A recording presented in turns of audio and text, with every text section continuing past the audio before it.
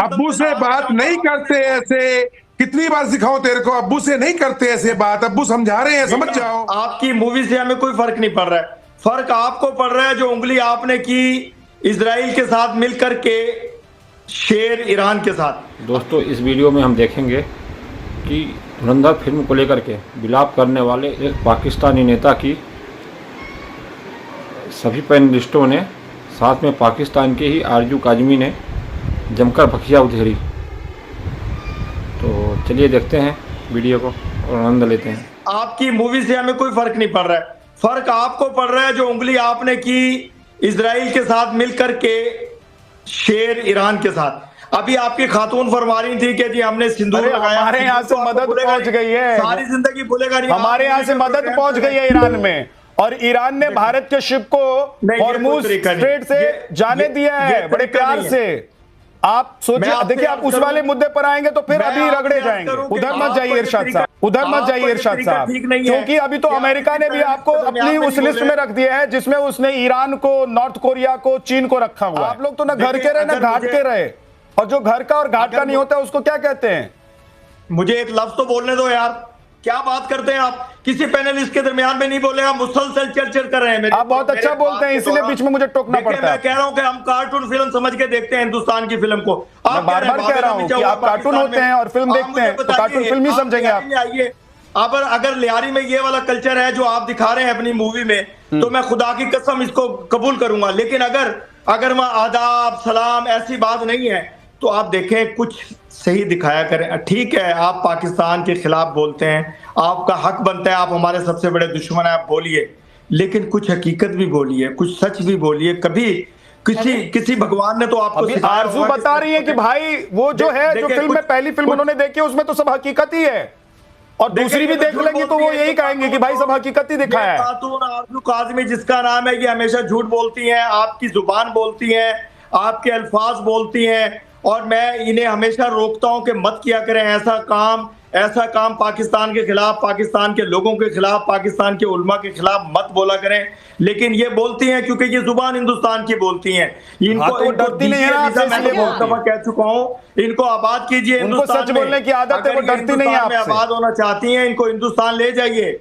अगर ये हिंदुस्तान में जाना चाहते हैं ले जाइए, हमें कोई एतराज नहीं है। लेकिन मैं इन्हें समझाता हूं कि पाकिस्तान के नहीं समझती हैं आरजू, आप बताइए पाकिस्तान के आरजू आप क्यों नहीं समझती हैं? देखिए मुझे ये आपको डरा रहे हैं या समझा रहे हैं? डरा नहीं रहा हूं, मैं बता रहा हूं। देखिए मैं डरा नहीं रहा हूं, मैं बता रहा हूं। मैं इनसे नहीं हूं, लेकिन मैं डॉक्टर साहब से पूछना चाहूंगी। अभी एक दो दिन पहले किसी शो में ये हाफिज सईद को बड़ी तारीफें कर रहे थे और कह रहे थे वो तो हमारे उलमा है, वो क्या नहीं है। तो मुझे ये बताइए कि उस नेक आदमी को, उस फरिश्ते को पाकिस्तान की गवर्नमेंट ने 31 ईयर्स के लिए जेल में क्यों डाल दिया है? कोई बताएगा मुझे? देखे वो हाउस अरेस्ट थे, लेकिन उन पे कोई सबूत नहीं हुआ।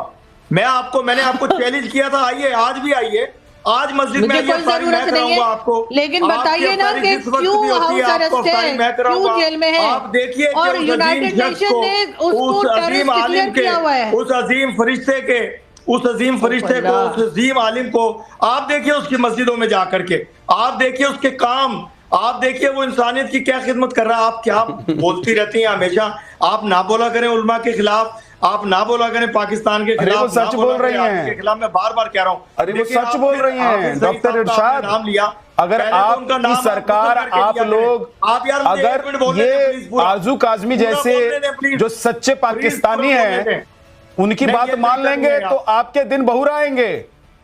देखें पाकिस्तान भी आप लोगों को अब छोड़ने वाला नहीं है।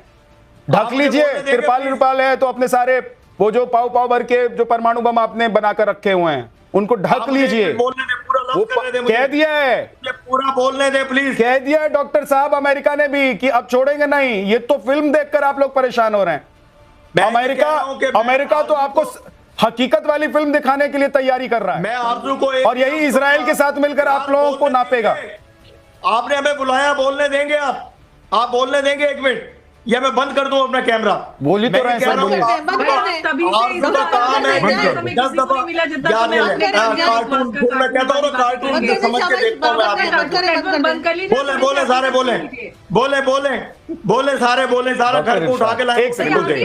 एक दूसरे को सुना करें, जरूरत रखे सुनने की। पते की बात नहीं की, आप दूसरे को सुनने की जरूरत रखें। तब से आप अपना कार्टून नेटवर्क प्रोपेगेंडा चला रहे हैं। कार्टून लग रही हो आप, कार्टून की तरह बातें करते हैं आप लोग। कार्टून नेटवर्क देखता हूँ मैं अपना टाइम पास करता हूँ आप लोगों के साथ। हाफिज सईद को क्या बात करते हैं आप? उनके देखिए हाँ, बोले जोर डाले, डांस करें इस पर खड़ी होगी। तो सच बताना, एक सेकंड अंबर अंबर अंबर अंबर अंबर अंबर अंबर अंबर अंबर एक मिनट रुकना, सच्ची बताइए, सच्ची बताइए। एक सेकंड अंबर अंबर एक सेकंड रुक जाइए, मुझे सबका ऑडियो डाउन कर दीजिए। अंबर एक सेकंड, अंबर एक सेकंड, सच्ची बताइए। आरजू काजमी हंस रही हैं, मैं सच पूछना चाहता हूं, दिल पर हाथ रख के बताइए आरजू। अब ये पूरे पैनल में जितने भी पैनलिस्ट बैठे हुए हैं, सबने, अभी 2 पैनलिस्ट रह गए हैं, बाकी लोगों ने बोला। अभी एकदम कार्टून नेटवर्क की तरह कौन बोल रहा था? कार्टून नेटवर्क की तरह कौन बोल रहा था? अभी एकदम कार्टून की तरह कौन बोल रहा था? देखिए अब ये तो मैं क्या बताऊं आप लोग। अरे बता दीजिए, जब इतना सच बोलती है तो ये भी बोल दीजिए ना, मुंह पर बोल दीजिए। अभी मुंह पर हाथ रख के आप हंस रही थी। लग गया, चिल्लाना शुरू कर देते हैं आप लोग, वरना मत बुलाया करें मुझे जब बोलने नहीं देना होता आपने। हाँ, मुझे मत बुलाया करें। अभी तो यहाँ मैं फिल्म भी नहीं दिखा रहा हूँ।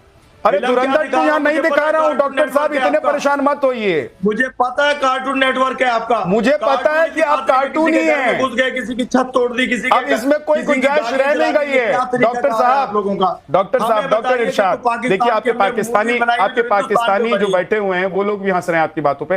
डॉक्टर साहब थोड़ा सा रुक जाइए, बोलने दे, पूरे अल्फाज मुझे बोलने दे। कितनी देर में बोलेंगे? कौन हंसेगा? अरे कितनी देर तक बोलते रहेंगे? अच्छा चले 20 सेकंड में दे रहा हूं, 20 सेकंड में आप कंप्लीट कीजिए।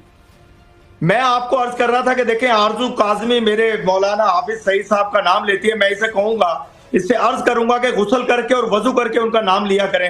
ये शैतानी जुबान अच्छी नहीं लगती उलमा के खिलाफ बोलते हुए। मैं कहूंगा 1000 दफा गुस्ल करो, वजू करो और फिर उनका नाम लो, मौलाना हाफिज सईद साहब का। क्योंकि इस काबिल कितनी बार लेते हैं आप दिन में? ऐसा कितनी बार करते हैं? बात करो, उलमा के खिलाफ प्रोपेगेंडा करो। आप दिन में ऐसा कितनी बार करते हैं जो आप आरजू काजमी को कह रहे हैं करने के लिए? मैं नहीं चाहता आपके साथ कोई बात करूं गलत।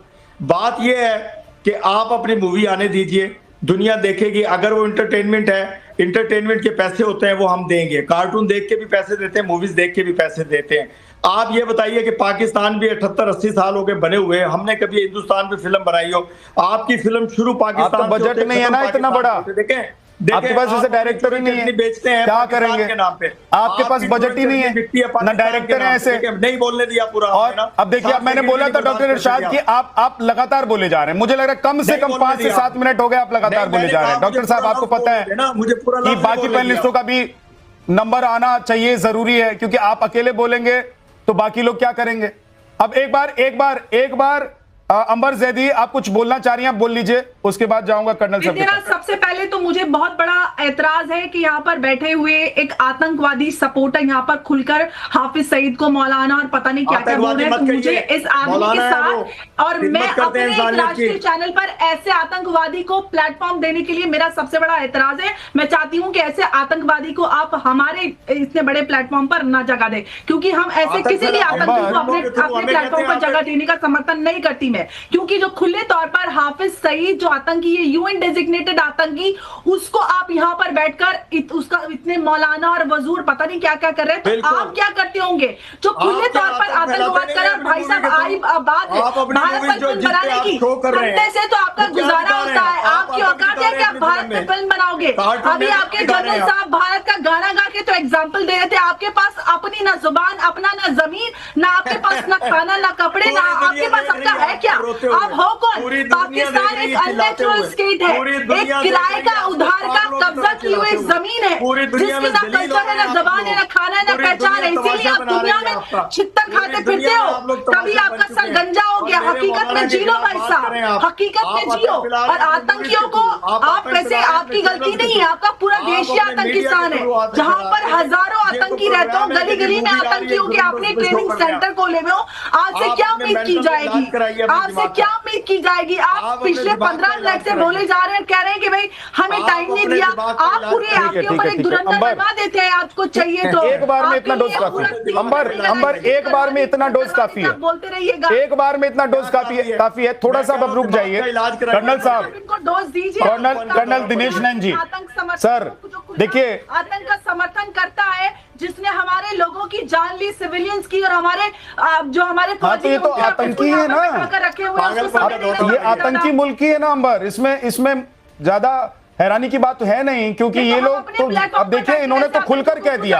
आप सोचिए, ये सोचिए कि एक ऐसी पार्टी PMLN जो वहां की सत्ताधारी पार्टी, और ये पार्टी अगर खुलकर, इस पार्टी के नेता बैठकर खुलकर कह रहे हैं कि हाफिज सईद का नाम लेने से पहले वजू कीजिए, हाफिज सईद का नाम लेने से पहले फलाना कीजिए, और हाफिज सईद को आदरणीय बोलिए, तो आप इसमें कोई बड़ी बात नहीं है, हैरानी नहीं है, क्योंकि पाकिस्तान तो आतंकवादियों का देश है, आतंक ही उसका मेन बिजनेस है। और कर्नल दिनेश नैन सर, एक तरफ हाफिज सईद की यहां पर बैठकर गुणगान कर रहे हैं डॉक्टर इरशाद, दूसरी बात यह है कि सर कि अगर हाफिज सईद का गुणगान करने वाली पार्टी, हाफिज सईद का गुणगान करने वाले लोग या देश या वहां पे जो भी लोग हैं, चाहे वो आवाम हो चाहे सत्ता में हो, अगर हाफिज सईद का गुणगान करेंगे तो इस फिल्म से तो दर्द इनको होगा ही, क्योंकि इनके जो अब्बू हैं, बड़े साहब हैं, उनकी हालत इस फिल्म में ऐसी दिखाई गई है कि